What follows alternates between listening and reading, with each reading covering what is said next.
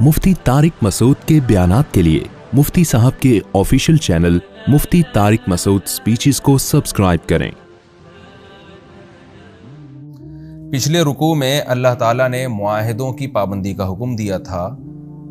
पिछले रुकू में नहीं, इसी रुकू की पिछली आयतों में, पिछले एपिसोड में जिसका हमने तज़किरा किया कि अल्लाह ने एक मिसाल दी थी कि वो औरत जो स्वेटर बुनने के बाद तोड़ ताड़ के बराबर कर देती है, अपनी सारी किए किराए पे पानी फेर देती है, तो तुम भी अगर मुआहिदों की खिलाफ वर्जी करोगे सिर्फ इस बेस पे कि तुम्हें कहीं नफ़ा ज़्यादा नज़र आ रहा है, मुआहिदा तोड़ने में तुम्हें दुनियावी फ़ायदा नज़र आ रहा है, तो तुम्हारी भी नेकियां इसी तरह बर्बाद होंगी। तुम्हारी तहज्जुद, तुम्हारा जिहाद, तुम्हारी ज़कातें, इस तरह से तुम अपनी नेकियों को बर्बाद करोगे।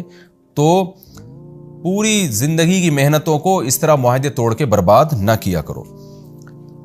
और फिर अल्लाह ने उसकी वजह बयान की, नमा यबलूकुमुल्लाहु बिही, अल्लाह तो इस तरह से तुम्हें आजमाता है। बाज़ दफ़ा मुआहिदा पूरा करने में तुम्हारा माली नुकसान होता है, मुआहिदा तोड़ने में फ़ायदा होता है, तो यही तो तुम्हारी आजमाइश है।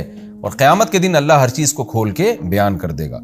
आगे अल्लाह फरमाते हैं, वलौ शा अल्लाहु लजअलकुम उम्मतन वाहिदा, अल्लाह चाहता तो तुम सबको एक उम्मत बना देता, सबको नेक बना देता। यानी ये जो पिछली आयत में फरमाया ना, अल्लाह तुम्हें आजमा रहा है, मुआहिदा पूरा करने में नुकसान, मुआहिदा तोड़ने में फ़ायदा, तो ये आजमाइश है। तो आजमाइश जब होती है तो कुछ इम्तिहान में पास होते हैं, कुछ इम्तिहान में फेल होते हैं। तो कुछ लोग मुआहिदा तोड़ के दुनियावी फ़ायदे हासिल कर रहे हैं, ये फेल होने वाले लोग हैं। इनको देख के तुम हवस ना करो, ये ना सोचो कि यार हम भी मुआहिदा तोड़ देते हैं, देखो उन्होंने इतना फ़ायदा उठा लिया। तो आजमाइश है। अल्लाह चाहता ना तो गन पॉइंट पे ज़बरदस्ती सबको नेक बना दे, तो ये तो चलेगा। कुछ लोग अच्छे होंगे, कुछ बुरे होंगे। उन बुरों को देख के मुतासिर नहीं होना तुमने, उन बुरों को देखकर उस बुराई में उन्हें फॉलो नहीं करना। ये इस आयत का असल मफहूम है कि अल्लाह चाहता तो सबको एक जैसा बना देता। वलाकिन युज़िल्लु मन यशा, जिसको चाहता है गुमराह कर देता है, वयहदी मन यशा, जिसको चाहता है हिदायत दे देता है। जाहिर है तुम अगर चाहोगे तो अल्लाह भी तुम्हें हिदायत देना चाहेगा। तुम अगर गुमराही की तरफ ही जाओगे, गुमराह लोगों को मुआहिदा तोड़ने में फॉलो करोगे, तो अल्लाह भी तुम्हें फिर गुमराही में डाल देगा। तो अच्छे लोगों को फॉलो करो ताकि अल्लाह तुम्हें सीधे रास्ते पे चलाए। वला तुसअलुन्ना अम्मा कुंतुम तामलून, और जो कुछ तुम कर रहे हो अल्लाह तुमसे ज़रूर भी ज़रूर पूछेगा। लिहाजा मुआहिदे करके तोड़ दिए तो अल्लाह सवाल करेगा। आगे फिर अल्लाह ने उसी आयत का तकरार किया।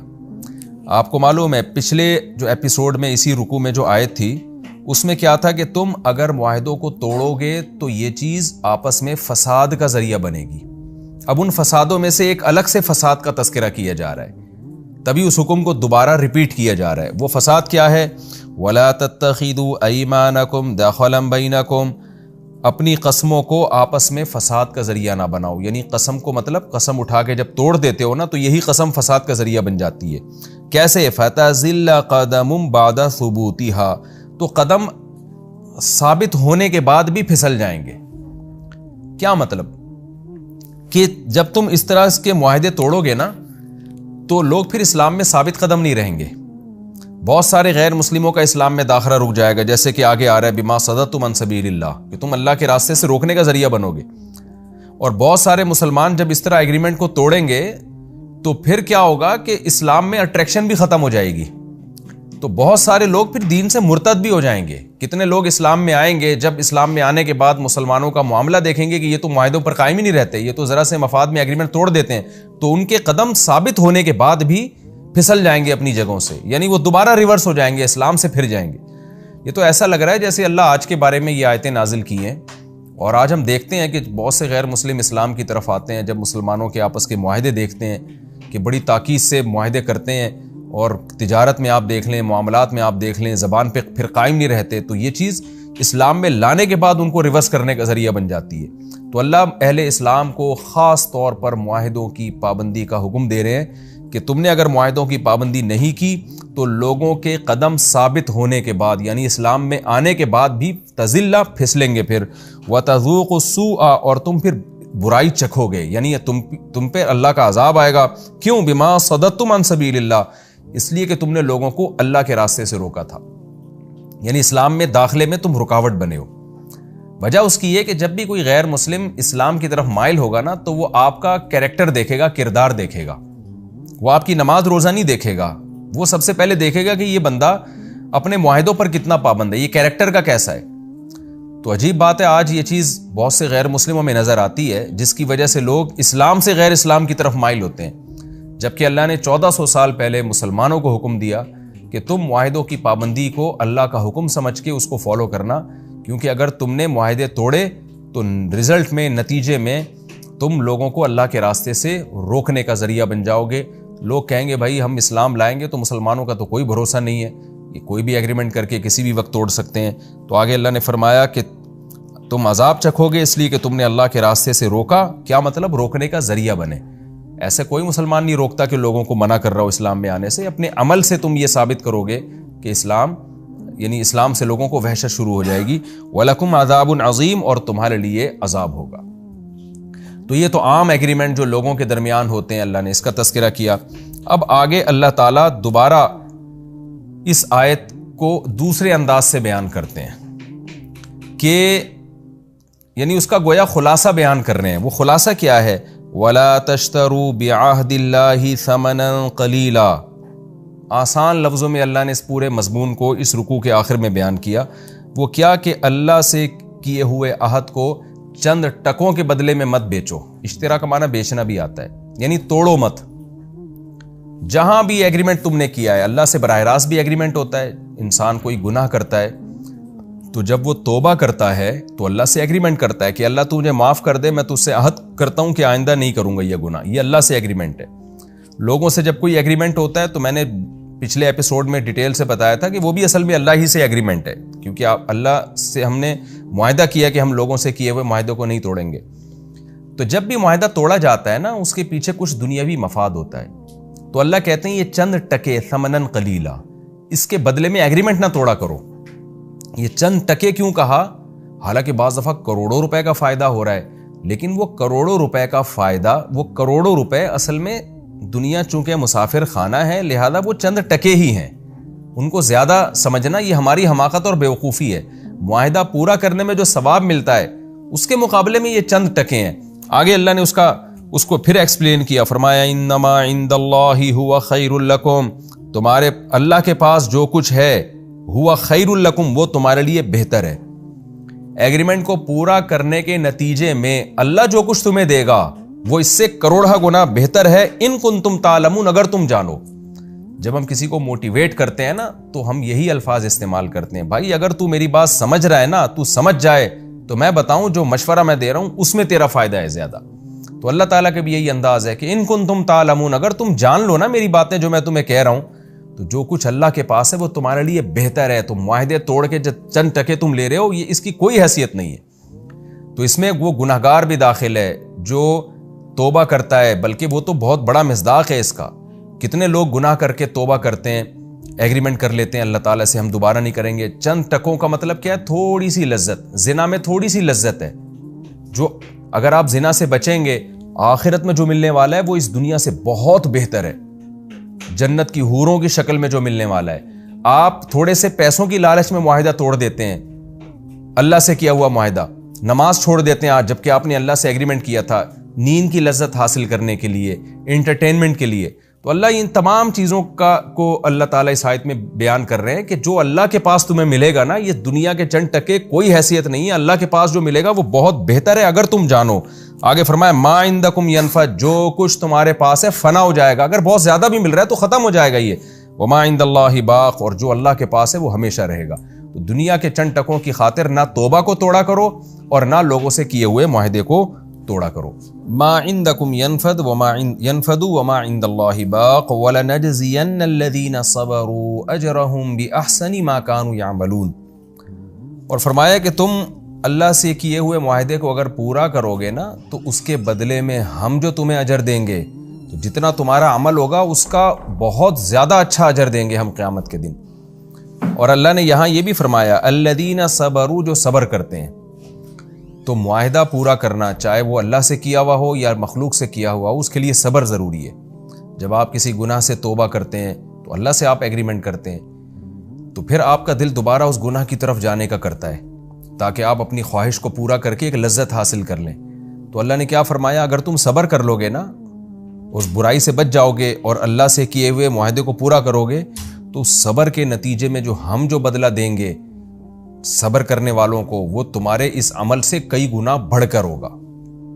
تو انسان تھوڑی سی لذتوں کی خاطر اللہ سے کیے ہوئے معاہدوں کو توڑ دیتا ہے، چند ٹکوں کی خاطر انسانوں سے کیے ہوئے معاہدے کو توڑ دیتا ہے۔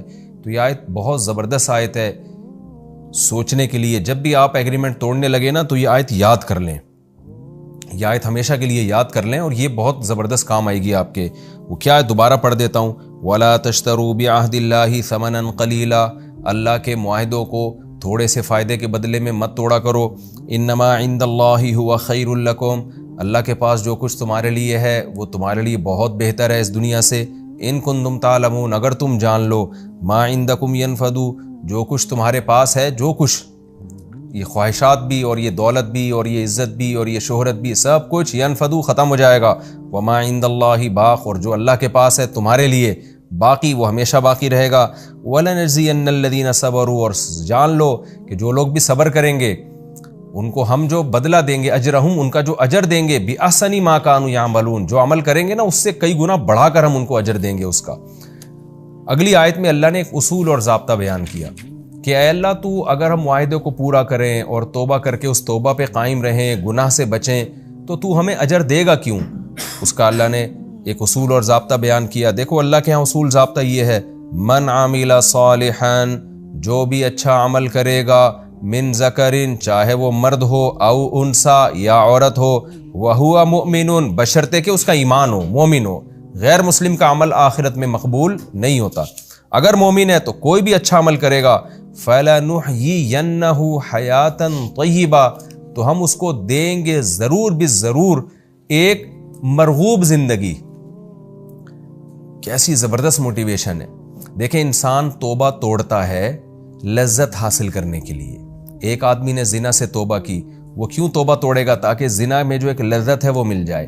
ایک آدمی نے چوری سے توبہ کر کے اللہ سے ایگریمنٹ کیا، وہ ایگریمنٹ کیوں توڑتا ہے؟ تھوڑا سا مجھے فائدہ مل جائے۔ ایک آدمی لوگوں سے معاہدہ کرتا ہے، توڑ دیتا ہے، کیوں؟ تاکہ تھوڑا سا اس کو فائدہ مل جائے۔ اللہ کہتے ہیں یہ تھوڑا سا فائدہ تمہیں تھوڑا سا فائدہ تو دے دے گا، حیات طیبہ نہیں دے گا۔ تمہاری لائف اس سے اٹریکٹیو نہیں بن جائے گی، تمہاری لائف کی لذتیں نہیں ملیں گی تمہیں اس سے۔ تو حیاتاً طیبہ، مرغوب زندگی جب ہی ملے گی جب اس تھوڑے سے نفع کو قربان کر دو، تو پھر جو تمہیں زندگی ملے گی وہ مزیدار زندگی ہوگی۔ اس کی مثال ایسے جیسے کوئی ہیروئن پی کے چاہتا ہے کہ مجھے لذت حاصل ہو، مزے کی زندگی ہو، تو آپ بتائیں اس کی زندگی تو برباد ہوتی ہے نا۔ جو بچے رہتے ہیں وہ آرام سے زندگی گزارتے ہیں، جو نشے سے بچتے ہیں ان کی زندگی میں زیادہ سکون ہوتا ہے۔ تو برائی والی زندگی میں جو لذت ہے وہ ناپاک لذت ہے، وہ اٹریکٹیو نہیں ہے، وہ وقتی لذت ہے، اور برائی سے بچنے والی زندگی مرغوب زندگی ہے، اٹریکٹیو لائف ہے۔ یہاں علماء نے ایک نقطہ بیان کیا ہے کہ اس پر ایک اشکال ہوگا کہ ہم تو دیکھتے ہیں نیک لوگوں کی زندگیوں میں بڑی بڑی آزمائشیں آتی ہیں، غم ان کو بھی آتے ہیں۔ تو خوب سمجھ لیں اس آیت میں یہ نہیں ہے کہ اسے کوئی غم نہیں پہنچ سکتا، کوئی پریشانی نہیں آ سکتی، کوئی ٹینشن نہیں آ سکتی، آئے گی، لیکن دیندار آدمی جو شریعت کو فالو کرتا ہے اس کو ٹینشنوں میں بھی اللہ تعالیٰ ایک قسم کا سکون دیتے ہیں، اس کو صبر کی توفیق مل جاتی ہے۔ اس کی لائف وہی ٹینشنیں اگر کسی بے دین آدمی کو ملیں گی تو وہ ٹینشنیں اس کا بیڑا غرق کر دیتی ہیں۔ آپ پیغمبروں کی زندگی اٹھا کے دیکھیں نا، کیسے یوسف علیہ السلام نے جیل میں کتنی پریشانیوں میں وقت گزارا، لیکن پھر بھی ان کی زندگی ان جیل کے قیدیوں سے 1000 گنا بہتر تھی جو اسلام کو، شریعت کو، اللہ کو نہیں مانتے تھے۔ یعنی وہی ٹینشن جو ایک دیندار آدمی کو دی جائے، جو دی جا رہی ہے اللہ کی طرف سے، وہ ٹینشن اگر کسی بے دین کو دے دی جائے نا تو بے دین کا تو کباڑا ہو جائے بالکل۔ تو دین پر چلنے کی وجہ سے، اللہ اس کے رسول کے احکام کو فالو کرنے کی وجہ سے آپ کی زندگی بہرحال مزیدار ہی بنتی ہے۔ تو آپ کمپیئر ایک دیندار کو بے دین سے جب کر رہے ہوں تو اس دیندار کو کمپیئر کریں اس بے دین کے ساتھ جن کی دونوں کی ٹینشنیں سیم ہو، پھر آپ دیکھیں کہ دیندار آدمی صبر کر لے گا اور وہ اس مصیبت سے اپنے آپ کو گزار دے گا، بے دین آدمی نہیں گزار پائے گا، وہ 20 پریشانیوں میں مبتلا ہو جائے گا، غلط فیصلے کرنا شروع کر دے گا، زیادہ ڈپریشن میں جائے گا، زیادہ اسٹریس میں جائے گا۔ تو اس لیے اللہ نے جو وعدہ کیا ہے کہ فَلَنُحْيِيَنَّهُ حَيَاةً طَيِّبَةً، تم میں چاہے مرد ہو یا عورت ہو، جو بھی نیک عمل کرے گا نا تو آخرت میں تو ہم اجر دیں گے، وہ پچھلی آیت میں بتا دیا، دنیا میں بھی اس کو پاکیزہ زندگی دیں گے۔ اور حقیقت میں ہم نے آج بھی دیکھا ہے کہ دنیا میں حقیقی لذت والی، مزے کی، پرسکون زندگی وہ صرف دینداروں ہی کو نصیب ہوتی ہے۔ بے دین آدمی اس کا عشر عشیر بھی حاصل نہیں ہوتا۔ ہم نے علماء سے سنا ہے، وہ ایک مثال دیا کرتے تھے کہ یہ جو بے دین لوگ ہیں نا، جو یہ کہتے ہیں کہ ہماری زندگی پر لطف ہے، پرسکون ہے، ان بیچاروں نے کبھی پر لطف زندگی دیکھی نہیں ہوتی، کیونکہ دین پہ چلے ہی نہیں ہوتے نا، اور اللہ پہ توکل، اللہ پہ اعتماد، اللہ سے محبت، یہ سب چیزیں ان کو حاصل نہیں ہوتی۔ تو وہ فرماتے تھے کہ کبھی یہ اللہ کی محبت ان کے دل میں پیدا ہو اور آخرت پر ایمان پیدا ہو، پھر جو ان کو لائف میں سکون ملے گا نا، پھر اس لائف کو اس لائف سے کمپیئر کریں تو پتہ چلے گا کہ ایک دیندار کو اللہ کیسی زندگی دیتے ہیں اور ایک بے دین کو اللہ تعالیٰ کیسی زندگی دیتے ہیں۔ تو زنا، شراب اور یہ جتنے معاہدہ توڑ توڑ کے جو آپ حرام کماتے ہیں، تو اس میں وقتی لذت ہے، لیکن انسان کا اندر کا ضمیر ملامت کرتا ہے، اندر کا سکون اس کا برباد ہو جاتا ہے، ناپاک زندگی ملتی ہے۔ ایسے جیسے کوئی گند میں، گٹر میں ہر وقت رہتا ہو اور ایک نہا دھو کے صاف ستھرا رہتا ہو، تو دونوں کی زندگیوں میں کتنا زیادہ فرق ہوگا۔ آگے اللہ فرماتے ہیں وَلَنَجْزِيَنَّهُمْ أَجْرَهُمْ بِأَحْسَنِ مَا كَانُوا يَعْمَلُونَ، یہ تو دنیا میں اجر ملے گا، اور ہم ان کو ان کا اجر دیں گے جتنا یہ عمل کر رہے ہیں اس سے کئی گنا بڑھا کر، احسن دیں گے۔ احسن کا مطلب دوسرے سے، یعنی ان کے عمل سے زیادہ اچھا ہوگا، وہ عمل کا پورا بدلہ نہیں، بدلے سے زیادہ ہم ان کو قیامت کے دن دیں گے۔